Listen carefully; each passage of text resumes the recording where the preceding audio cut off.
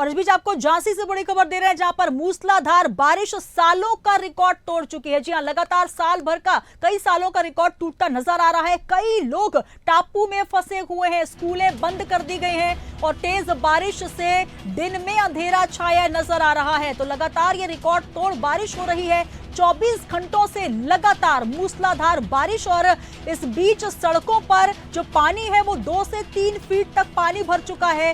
कई कॉलोनियां इस समय जो है वो पानी में डूब चुकी हैं, लोगों का निकलना मुश्किल हो गया है। तेज बारिश ऐसी कि दिन में भी गाड़ियों की लाइट जलाकर जाना पड़ रहा है और कहीं ना कहीं सड़कें इस तरीके से लबालब पानी से भर चुकी हैं कि लोगों का वहां से निकलना मुश्किल हो रहा है। कई इलाके ऐसे हैं जहां पर लोगों को घरों के अंदर बंद रहना पड़ रहा है। ये तस्वीरें हम आपको दिखा रहे हैं, देखिए सड़कों की हालत क्या है, जहां पर थोड़ी सी बारिश अगर होती है तो इस तरीके के हाल हो जाते हैं। अगर सड़कों पर गड्ढे हो, कोई चैम्बर खुला हो, तो आप समझ सकते हैं कि आप सीधे सीधे हादसे के शिकार हो सकते हैं। कई लोग ऐसे हैं जो टापू में फंसे हुए हैं। तो तेज बारिश से लगातार जो जनजीवन है वो अस्त व्यस्त है। मूसलाधार बारिश लगातार चल रही है और कई सालों का रिकॉर्ड टूटता नजर आ रहा है। झांसी की अगर बात करें तो लगातार बारिश के आसार वहां जो बने हुए थे, लेकिन मूसलाधार बारिश से कई लोग ऐसे हैं जो टापू में फंसे हुए हैं और स्कूलों को भी बंद किया गया है।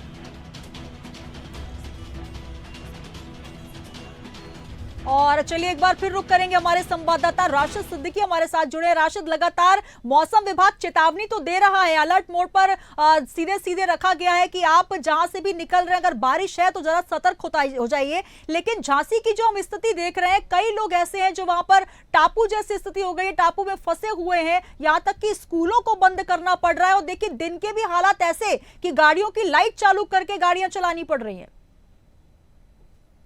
देखिए बिल्कुल सुनीता, अगर हम बात करें झांसी की, जिस तरह से 1999 के बाद से जिस तरह से 30 घंटे की लगातार जो बारिश हुई है और ऐसे में जिस तरह से 15 लोग इस टापू पे फंसे हुए थे और 15 में से 3 लोगों को रस्सी के सहारे निकाल लिया। 12 लोग अभी भी, हालांकि जिस तरह से एनडीआरएफ एसडीआरएफ की टीमों को बुलाई गई है इन सभी टापुओं से निकालने के लिए।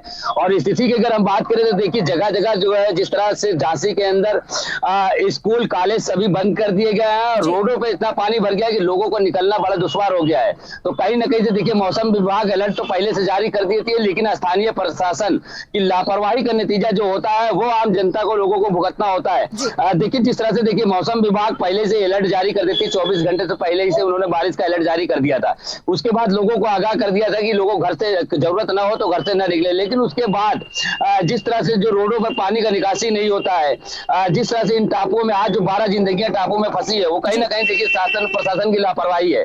क्योंकि अगर आप अलर्ट जारी हो गया तो पहले ही उनको नीचे उतार लिया गया होता। लेकिन हालांकि जिस तरह से लगातार, क्योंकि देखिए बारिश है, जाहिर है आप जो है आपदा उसको मानेंगे, लेकिन जिस तरह से लोग फंस गए हैं, जिस तरह से अब निकालने की तमाम प्रयास किया जा रहा है, तो कहीं ना कहीं देखिए अब उन जिंदगियां तो अभी हालांकि बची हैं, लेकिन जिस तरह से देखिए क्या है, जिस तरीके से बात की जा रही है कि कई लोग अभी भी वहां पर टापू में फंसे हुए हैं, वहां पर प्रशासन का अमला पहुंचा हुआ है, तो अभी क्या स्थिति बताई जा रही है? कितने लोग और हैं जिनको रेस्क्यू करना बाकी है और उनके लिए क्या कुछ व्यवस्था वैकल्पिक की गई है प्रशासन की तरफ से?